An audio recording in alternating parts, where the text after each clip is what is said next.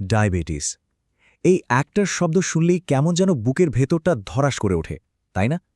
মনে হয় জীবনটা কি তাহলে এখানেই শেষ? আজকের এই আলোচনাতে আমরা গেনাও দেখব এই ভয়টা আসলে কতটা সত্যি, আর একে জয় করার আসল চাবিকাঠিটা ঠিক কোথায় লুকিয়ে আছে। অনেকেই তো এটাই ভাবেন যে ডায়াবেটিস ধরা পড়েছে মানে পছন্দের খাবার বন্ধ, সব আনন্দ শেষ, আর বাকি জীবনটা শুধু নিয়মকানুনের একটা গণ্ডির মধ্যে আটকে গেল। কিন্তু আসলেই কি ব্যাপারটা তাই? চলুন এই ধারণাটাকেই প্রথমে একটু ভেঙে দেখা যাক। আমার তো সব শেষ। ডায়াবেটিস ধরা পড়ার পর এই কথাটা প্রায় সবার মুখেই শোনা যায়। মনে হয় জীবনটা আর কোনোদিন আগের মতো হবে না। কিন্তু সত্যি বলতে কি, এই ধারণাটাই আসলে সবচেয়ে বড় ভুল। আরেকটা মস্ত বড় ভয় হলো ইনসুলিনকে ঘিরে। প্রায় শোনা যায় ডাক্তার ইনসুলিন নিতে বলেছেন মানেই রোগটা হাতের বাইরে চলে গেছে, এটাই বোধহয় চিকিৎসার শেষ ধাপ। আসলে কিন্তু একদমই তা নয়। ইনসুলিন কোনো শেষ আশ্রয় না, বরং এটা ডায়াবেটিসকে নিয়ন্ত্রণে রাখার অন্যতম শক্তিশালী একটা হাতিয়ার। আবার উল্টো দিকে কেউ কেউ ভাবেন ডায়াবেটিস তো খুব সহজ একটা ব্যাপার, শুধু চিনি খাওয়াটা বন্ধ করে দিলেই সব ঠিকঠাক হয়ে যাবে। সত্যি বলতে এইভাবে বিষয়টাকে অতিরিক্ত সহজ করে দেখাটাও একটা মারাত্মক ভুল, যা সঠিক চিকিৎসার পথে মস্ত বড় একটা বাধা হয়ে দাঁড়াতে পারে। তো আজকে আমরা ঠিক এই পথে এগোব। প্রথমে জানব ভয় আর ভুল ধারণার পেছনের সত্যিটা। এরপর সহজভাবে বুঝব ডায়াবেটিস জিনিসটা আসলে কি।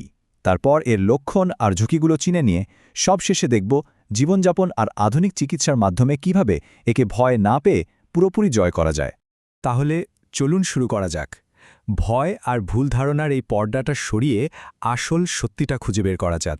আসলে ডায়াবেটিস নিয়ে আমাদের মনে যত ভয়, তার বেশিরভাগই আসে কিন্তু আংশিক বা ভুল তথ্য থেকে। মনে রাখবেন, সঠিক জ্ঞানই কিন্তু ভয়কে জয় করার প্রথম আর প্রধান অস্ত্র। যখন কেউ বুঝতে পারে যে পরিস্থিতিটা আসলে তার নিজের নিয়ন্ত্রণেই আছে, তখন ভয় এমনিতেই অনেকটা কমে আসে। ভয়কে জয় করতে হলে আগে তো প্রতিপক্ষকে চিনতে হবে, তাই না?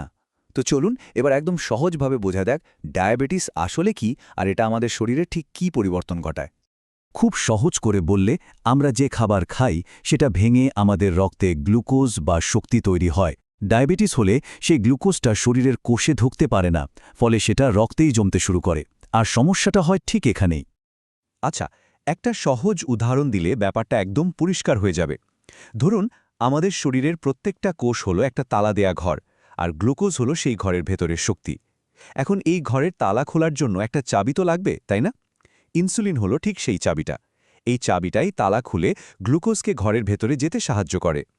ডায়াবেটিসের সমস্যাটা হয় এই চাবি বা তালায়। এই সমস্যাটা মূলত দুই রকমের হতে পারে। টাইপ 1 ডায়াবেটিসে শরীর ওই ইনসুলিন নামের চাবিটাই তৈরি করতে পারে না, আর টাইপ 2 ডায়াবেটিসে, যেটা সবচেয়ে বেশি দেখা যায়, সেখানে চাবি তো থাকে কিন্তু হয়তো সেটা ঠিকমতো কাজ করছে না, বা তালাটাই জ্যাম হয়ে গেছে। কিন্তু ফলাফল দুটো ক্ষেত্রেই এক, কোষ তার দরকারি শক্তিটা পায় না। কিন্তু শরীর যখন এমন একটা সমস্যায় পড়ে, তখন সে কি আমাদের কোনো সতর্কবার্তা পাঠায়? আর সেই সতর্কবার্তা যদি আমরা এড়িয়ে যাই, তাহলে তার পরিণতি কি হতে পারে?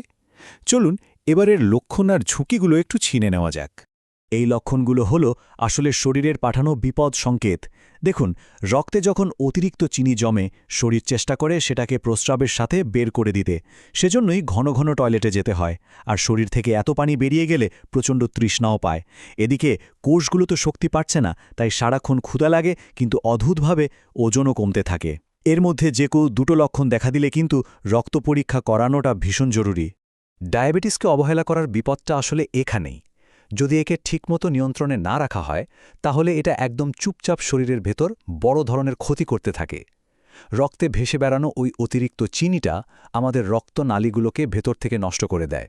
এর ফলে হৃদরোগের ঝুঁকি সাধারণের চেয়ে 2 থেকে 4 গুণ পর্যন্ত বেড়ে যেতে পারে, কিডনি বিকল হতে পারে, এমনকি চোখের রেটিনা ক্ষতিগ্রস্ত হয়ে দৃষ্টিশক্তিও চলে যেতে পারে। বেশ, ভয় আর ঝুঁকির কথা তো অনেক হলো। এবার চলুন জয়ের পথে হাঁটা যাক। আর সেই জয়ের সবচেয়ে বড় অস্ত্রটা কিন্তু কোনো দামি ওষুধ নয়। সেটা আছে আমাদের নিজেদের হাতেই। আর তা হলো আমাদের জীবনযাপনের ধরন। এই সংখ্যাটা একবার ভাবুন তো, 70%। ডায়াবেটিস নিয়ন্ত্রণে ওষুধের একটা ভূমিকা অবশ্যই আছে, কিন্তু আসল নিয়ন্ত্রণটা থাকে কিন্তু সঠিক খাদ্যাভ্যাস, ব্যায়াম আর শৃঙ্খলার ওপরে। তার মানে চালকের আসনে কিন্তু আপনি নিজেই থাকছেন। কি খাবো কি খাবো না, এই কঠিন চিন্তাটা মাথা থেকে ঝেড়ে ফেলুন। এই প্লেট মেথড হলো সবচেয়ে সহজ আর কার্যকর একটা উপায়। কোনো জটিল হিসাব নিকাশের দরকারই নেই।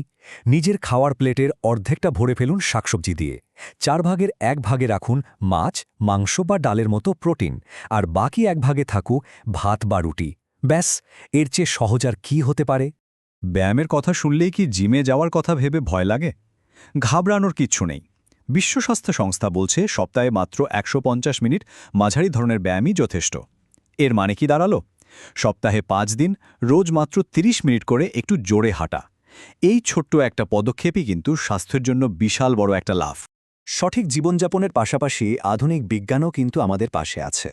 কিছু পরীক্ষা আর চিকিৎসা মোটেও কোনো শাস্তি নয়, বরং ডায়াবেটিসকে জয় করার পথে এরা আমাদের সবচেয়ে বড় বন্ধু। রোজকার ব্লাড সুগার মাপার পাশাপাশি এই HbA1c টেস্টটা কিন্তু ভীষণ জরুরি। এটাকে বলতে পারেন আপনার গত 3 মাসের একটা রিপোর্ট কার্ডের মতো, যা একবারে বলে দেয় যে আপনার ডায়াবেটিস গড়ে কেমন নিয়ন্ত্রণে ছিল। এ কারণেই ডাক্তারে একে নিয়ন্ত্রণের গোল্ড স্ট্যান্ডার্ড বলেন। এই চার্টটা দেখলে HbA1c রিপোর্ট বোঝাটা একদম সহজ হয়ে যাবে। মান যদি 6.5% বা তার বেশি হয়, তবে সেটা ডায়াবেটিস। আর যাদের ডায়াবেটিস আছে তাদের মূল লক্ষ্য হল এই মাত্রাটাকে 7%-এর নিচে রাখা। বিশ্বাস করুন, শুধু এই একটা লক্ষ্য পূরণ করতে পারলেই হার্ট, কিডনি বা চোখের মতো বড় বড় জটিলতার ঝুঁকি অনেকটাই কমিয়ে আনা সম্ভব। আমরা আমাদের আলোচনার একদম শেষ পর্যায়ে চলে এসেছি। এতক্ষণে নিশ্চয়ই এটা পরিষ্কার যে ডায়াবেটিস আসলে ভয়ের কোনো কারণ নয়। এর জন্য যা দরকার তা হলো সঠিক জ্ঞান, সচেতনতা আর একটা ইতিবাচক দৃষ্টিভঙ্গি। এটাই হলো আসল কথা। ডায়াবেটিস কোনো অভিশাপ নয়, বা এটা কোনো যাবজ্জীবন কারাদণ্ডও নয়। এটা শুধু শরীরের একটা অবস্থা, যাকে সঠিক ব্যবস্থাপনার মাধ্যমে নিয়ন্ত্রণে রেখে একটা পুরোপুরি স্বাভাবিক আর কর্মঠ জীবন কাটানো সম্ভব। আর সেই জীবনের চাবিকাঠিটা কিন্তু আপনার নিজের হাতেই। এই আত্মবিশ্বাসী কথাটা সবসময় মনে রাখা দরকার। ডায়াবেটিস হয়তো জীবনের একটা অংশ হতে পারে, কিন্তু জীবনকে থামিয়ে দেওয়ার ক্ষমতায় এর নেই। সঠিক ব্যবস্থাপনার মাধ্যমে ভয়কে জয় করে এগিয়ে চলাই হলো আসল বিজয়।